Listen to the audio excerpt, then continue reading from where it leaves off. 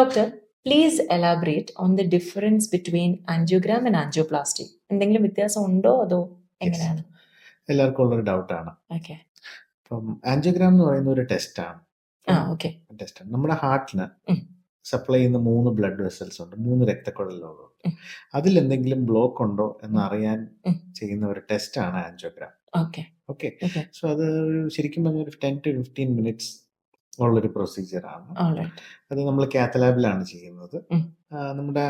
നമുക്കത് കൈവഴി ചെയ്യാം, അല്ലെങ്കിൽ കാല് വഴിയും ചെയ്യാം. ഓക്കെ. ഓക്കെ.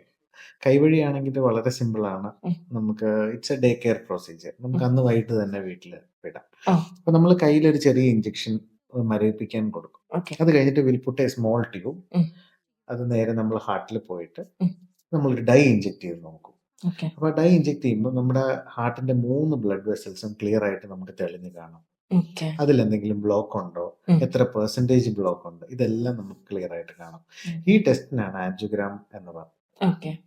അതേപോലെ ആൻജിയോപ്ലാസ്റ്റി എന്ന് പറയുന്നത്, സപ്പോസ് നമ്മളിപ്പോൾ കണ്ടുപിടിച്ച ഒരു ബ്ലോക്ക് ഉണ്ട്, ഉം.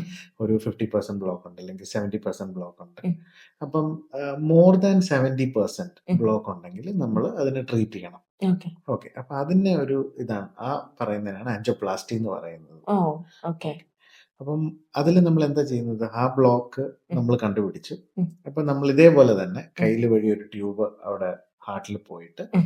നമ്മളൊരു ബലൂൺ ഉം. ആ സ്ഥലത്ത്, കറക്റ്റ് ബ്ലോക്ക് ഉള്ള സ്ഥലത്ത് കൊണ്ടുപോയി ഉം. അതിനെ ഒന്ന് ഓപ്പൺ ചെയ്ത് കൊടുക്കും. ഓക്കെ. ഓക്കെ. ഓക്കെ. എന്നിട്ട് ആ ഏരിയയിൽ നമ്മളൊരു മെറ്റൽ ഒരു സ്റ്റെൻഡ് ഉം. നമ്മളിടും. അതാണ് നമ്മൾ ആൻജിയോപ്ലാസ്റ്റി പ്രൊസീജിയർ എന്ന് പറയുന്നത്.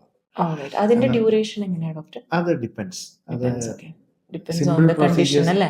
സിമ്പിൾ ഒക്കെ ആണെങ്കിൽ 30 to 40 മിനിറ്റ്സിൽ തീരും. പക്ഷേ കോംപ്ലക്സ് ആണെങ്കിൽ ചിലപ്പോൾ 2 to 3 hours നമുക്ക് എടുക്കും. ഓക്കെ. അത് ഡിപ്പെൻഡ്സ് ഓൺ കോംപ്ലക്സിറ്റി.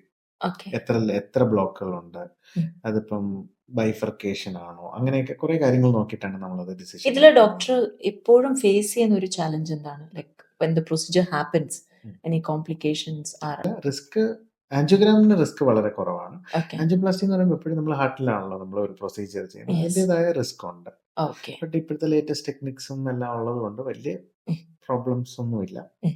നമ്മളൊരു 30 മിനിറ്റ്സിൽ മിക്കവാറും ആൻജിയോപ്ലാസ്റ്റി ഒക്കെ ചെയ്ത് ഡോക്ടർ വർക്ക് ചെയ്യുന്നത് ഒരു കംപ്ലീറ്റ് മൾട്ടി സ്പെഷ്യാലിറ്റി ഹോസ്പിറ്റലുമാണ്, ഫുള്ളി ഫുള്ളി എക്യുപ്ഡ് ആണ് അല്ലേ? ഓക്കെ. സോ അതുകൊണ്ട് നമ്മൾ ആന്റിസിപ്പേറ്റ് ചെയ്യേണ്ട അത്ര പ്രശ്നങ്ങൾ വരാറില്ല പൊതുവെ.